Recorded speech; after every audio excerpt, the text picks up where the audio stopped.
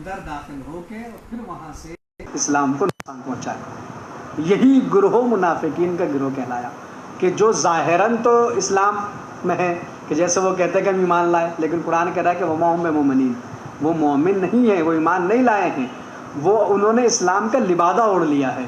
اور رسول اللہ حضرت محمد مصطفیٰ صلی اللہ علیہ وآلہ وسلم، حضور کی حدیث کیا ہے؟ حضور کی حدیث یہ ہے کہ میرے دین کو، اسلام کو مومنین سے خطرہ نہیں ہے، اس لیے کہ مومنین تو اسلام کو فائدہ پہنچانے والے ہیں۔ کافرین سے بھی خطرہ نہیں ہے۔ کافرین سے خطرہ کیوں نہیں ہے؟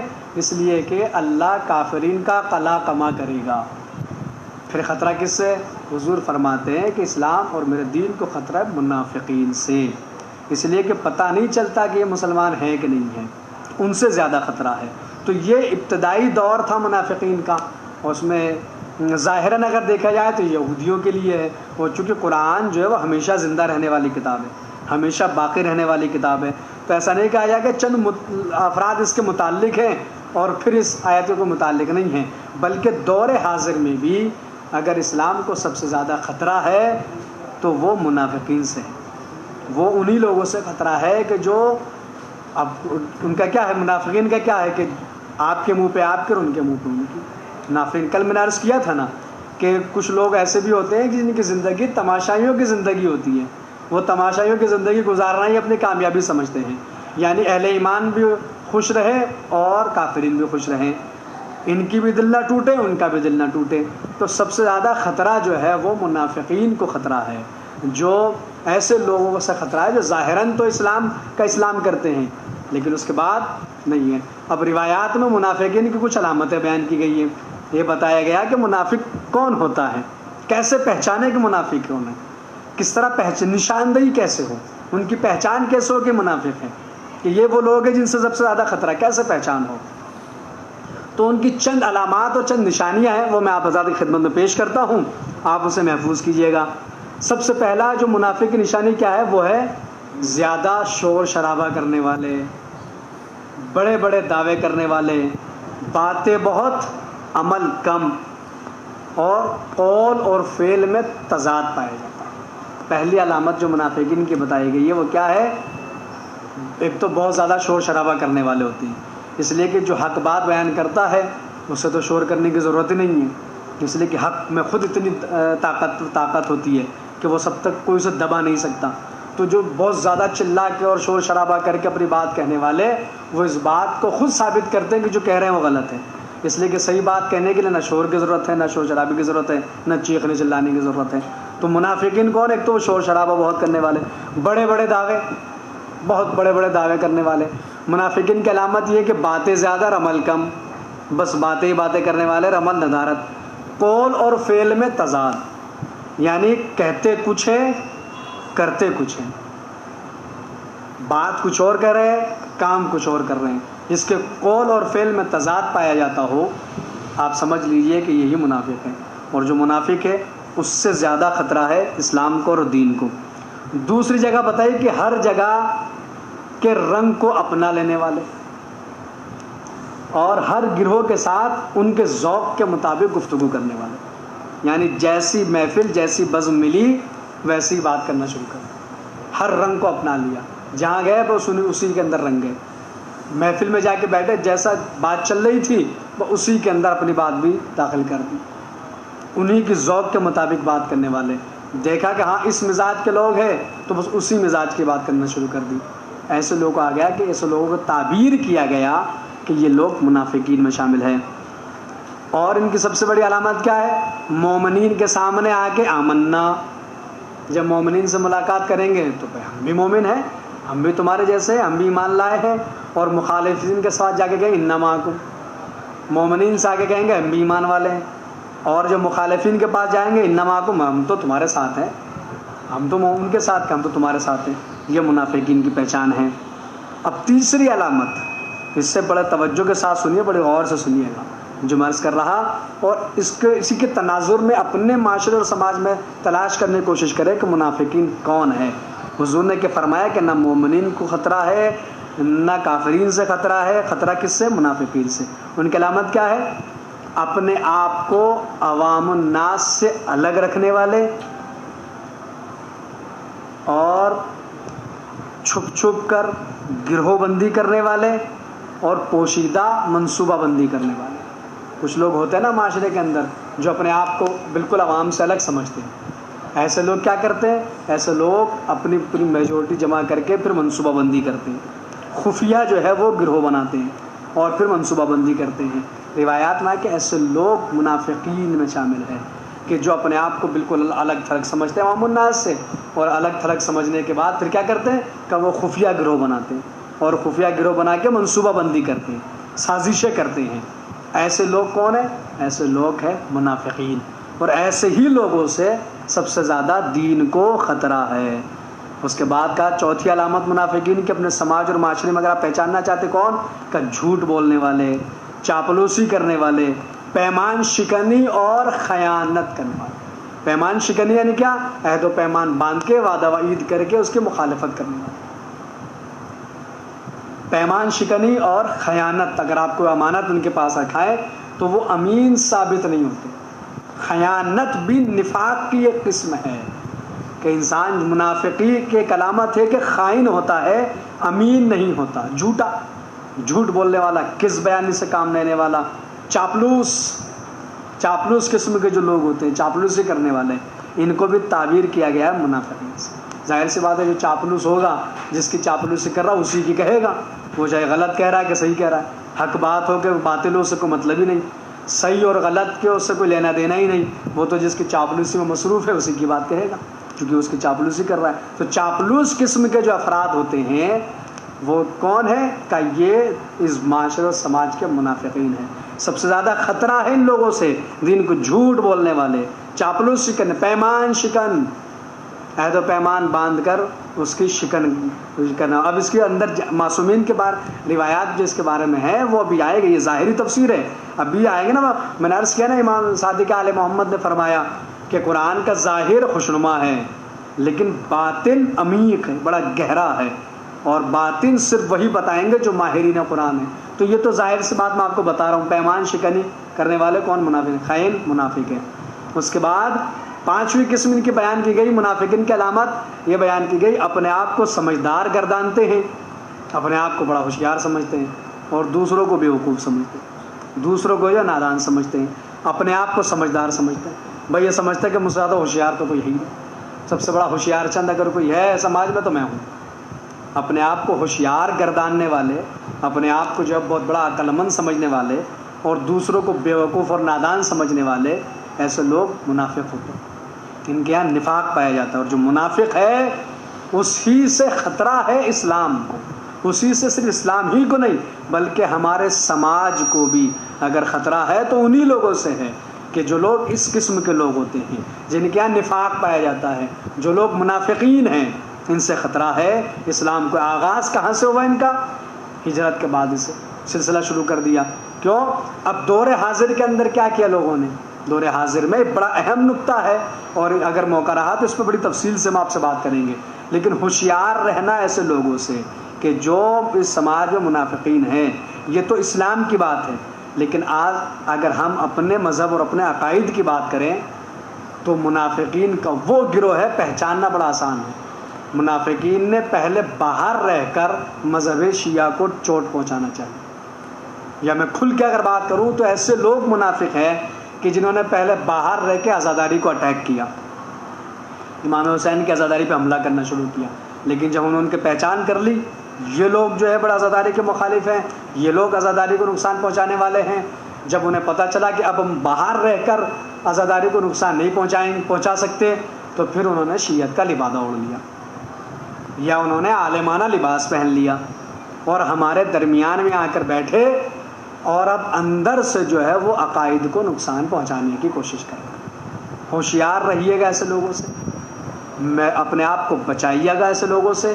یہ لوگ کسی کے بھی مخلص نہیں ہیں, یہ لوگ صرف نقصان پہنچانا چاہتے ہیں. اب اس پہ بڑی تفصیل سے بات کریں گے. میں نے جو ہے وہ کنایتاً ایک بات عرض کی, پہلے انہوں نے باہر سے حملہ کرنا چاہا, ناکامیاب رہے تو لبادہ شیعت اوڑھا, شیعت کا لبادہ پہنا, ہمارے درمیان میں آ گئے اور جیسے منافقین کی جیسے مومنین میں آئے تو آمنا, مخالفین کے پاس گئے انما کم, ہمارے درمیان میں آ گئے تو ہم تمہارے جیسے، اور مخالفین میں گئے تو اس کے بعد انہی کی بات کرنا شروع کر دی۔ یہ لوگ منافق، سب سے زیادہ خطرہ ہے انہی لوگوں سے۔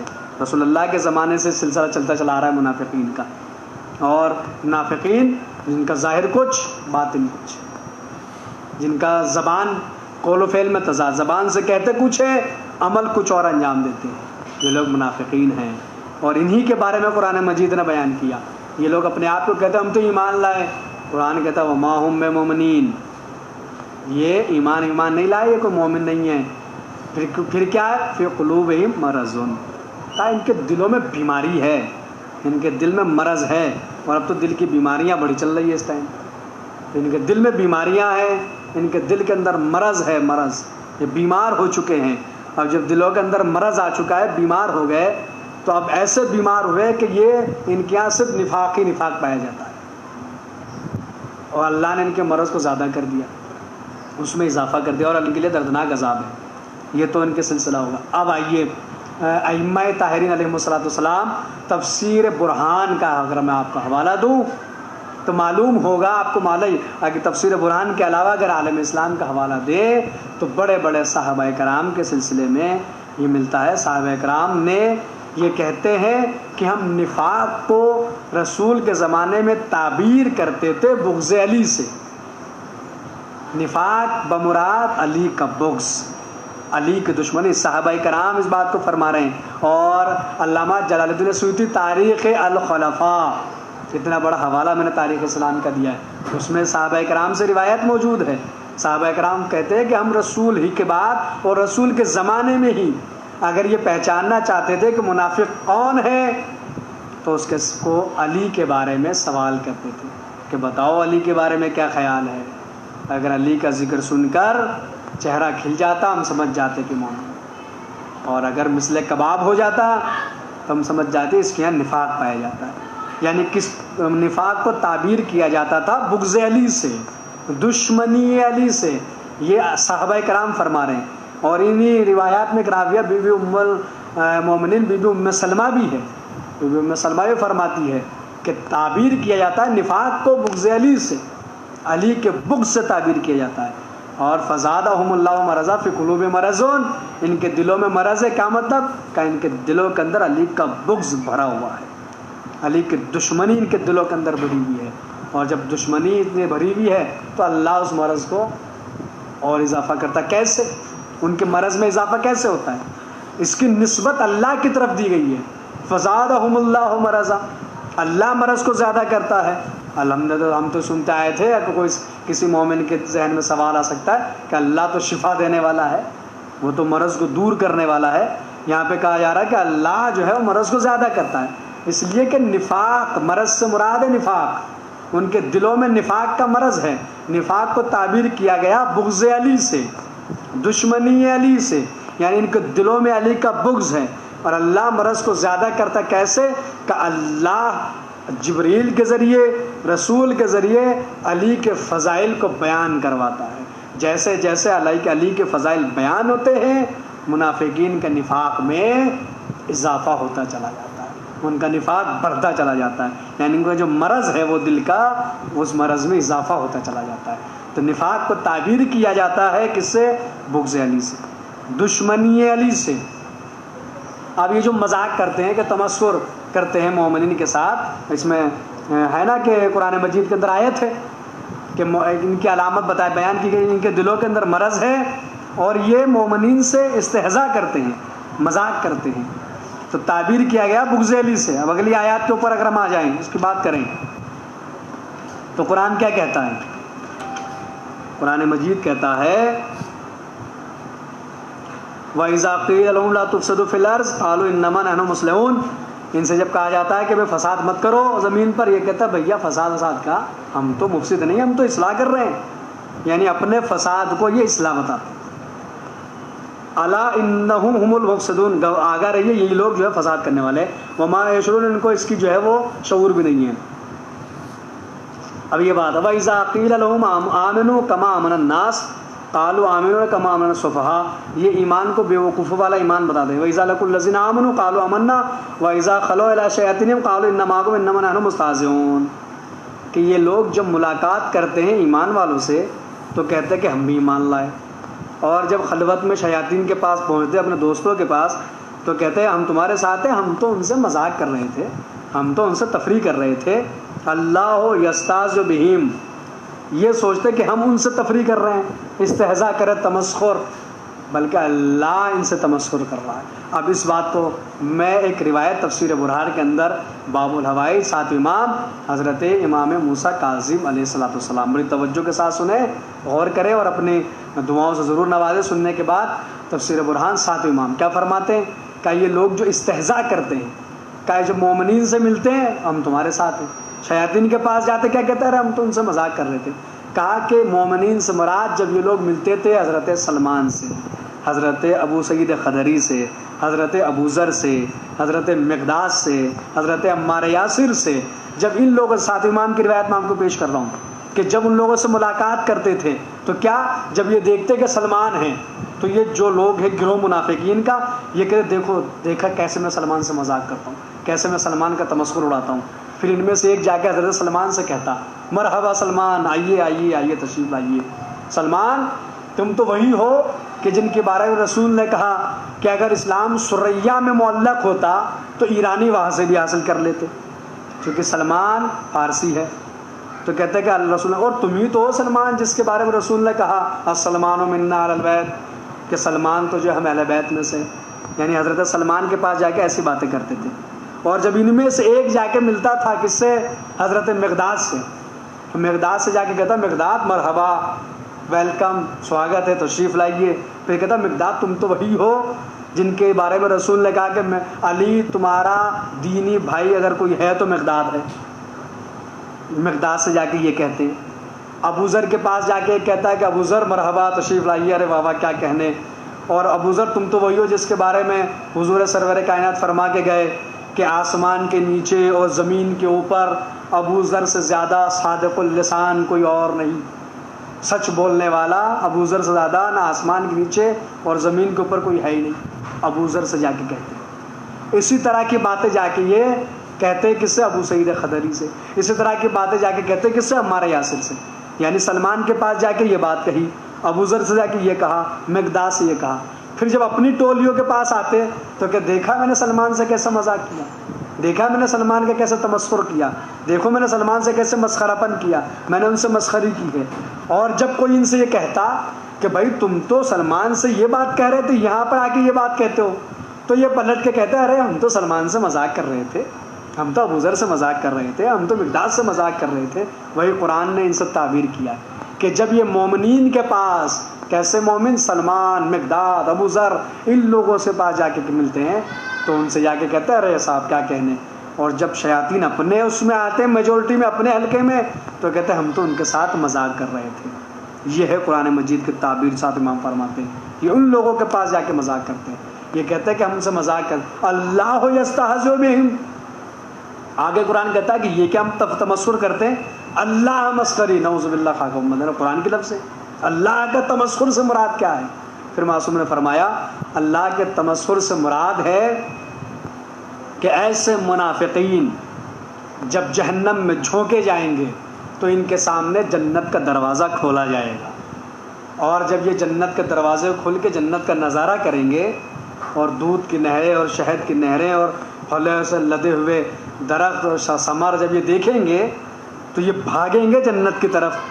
جب یہ جنت کی طرف بھاگیں گے تو پھر جہنم کے فرشتے آتشی گرز لے کر اور ان کو گرز مار مار کے ان کو بھگائیں گے۔ تب کہیں گے کہ تم مومنین کے ساتھ تمسخر کرتے تھے، مسخرہ پن کرتے تھے، دیکھو اللہ یستہزئ بہم، اللہ ان کے ساتھ تمسخر کر رہا ہے۔ کیا مطلب؟ ان کو جنت کو دکھایا جائے گا، اور جب کہیں گے او ہو جنت دکھائی دے رہی ہے جنت کے پاس، تو پھر انہیں آتشی گرز مارے جائیں گے۔ تو ایک منافقین، نفاق سے مراد کیا لیا گیا تعبیر؟ نفاق سے مراد تفسیر اہل بیت علیہ السلام نے نفاق سے مراد لیا گیا کیا؟ بغض علی، دشمنی حیدر کرار لیا گیا۔ اور روایت موجود ہے، عالم اسلام کی یہاں روایت موجود ہے، جلال الدین سیوطی کی یہاں روایت موجود ہے کہ حضور فرما کے گئے یا علی لا یحبک الا مومن، ولا یغضبک الا منافق. یہ عالم اسلام کی حدیث پیش کر رہا ہوں میں. ہماری کہ کوئی نہ کہتے کہ شیعوں کی حدیث ہے. جلال الدین سیوطی ہمارے عالم تو نہیں ہے نا, ان کی روایت ہے کہ اصحابہ کرام سے روایت آئی ہے کہ ہم نے رسول اللہ سے سنا ہے کہ رسول نے کہا کہ علی تجھ سے محبت وہ کرے گا جو مومن ہے, تجھ سے بغض وہ رکھے گا جو منافق ہے. تو یہ منافقین ظاہراً اس دور میں, اب اس دور میں بھی ظاہر سی بات ہے کہ علی نہیں ہے تو کیا علی کا ذکر تو ہے, علی کی ولایت تو ہے, علی کی محبت تو ہے. اب بھی ہم علی کے ذکر کے ذریعے سے معلوم کر سکتے ہیں کہ کس کے چہرے پہ نفاق کی نقاب پہنے ہوئے ہے, کون ہے جو منافق ہے. تو منافقین کے علامات منافق میں پیش کی. نفاق سے مراد لیا گیا بغض علی کو, علی کی دشمنی کو تفسیر اہل بیت میں. تو یہ 3 گروہ ہیں جن کے بارے میں قرآن نے عرض کیا, متقین کامیاب ہونے والے, کافرین اللہ قلا کما کرے گا, منافقین ہوشیار رہے. ان لوگوں سے آگاہ رہیے, ان سے اپنے آپ کو پہچانیے کون ہے, اور جب پتہ چل جائے کہ یہ منافق ہے تو اس سے دوری اختیار کریں, اس سے بچیں. تو 3 گروہ کے بارے میں اللہ نے بیان کیا. اس کے بعد اب آگے کی آیت بیان ہوگی. کل جو بات انشاءاللہ آپ کی خدمت پیش کی جائے گی, تو کل 10 رمضان ہے اور 1 عشرہ پورا کل مکمل ہو جائے گا, اور کل کی تاریخ ایک بہت بڑی شخصیت سے منسوب تاریخ ہے. اور انشاءاللہ کل جب آپ حضرات کی خدمت میں آئیں گے تو کل اسی ذات گرامی اور اسی اعلیٰ شخصیت کے بارے میں آپ حضرات کی خدمت میں معروضات پیش کرنے کی کوشش کی جائے گی. تو پھر یہی پیغام ہے, 3 گروہ, متقین کامیاب, کافرین قلا کما ہوگا, منافقین ان کی علامتیں یہ ہیں جو میں نے آپ کی خدمت پیش کی. ان سے ہوشیار رہیے, ان سے آباد رہیے, گھر میں رہیے, محفوظ رہیے, عبادت کریں, روزے رکھے, نماز پڑھے, اپنے پڑوسیوں کا خیال رکھے. اور دعاؤں کی قبولیت کا مہینہ ہے, عبادات کا مہینہ ہے, اور دعائیں ضرور کیجیے, اور ہمیں بھی اپنی دعاؤں میں یاد رکھیں. اس کے متعلق اگر آپ کا کوئی بھی سوال ہے, اگر آپ کچھ معلوم کرنا چاہتے ہیں تو آپ کمنٹس باکس میں جا کر اپنے جو بھی سوالات ہیں وہ آپ سوالات کر سکتے ہیں. انشاءاللہ اطمینان بخش جواب دینے کی کوشش کی جائے گی. کل پھر انشاءاللہ آپ حضرات کی خدمت میں حاضر ہوں گے اس اعلیٰ شخصیت کے بارے میں کچھ معروضات لے کر. وآخر دعوانا ان الحمد للہ رب العالمین. فقط والسلام ورحمۃ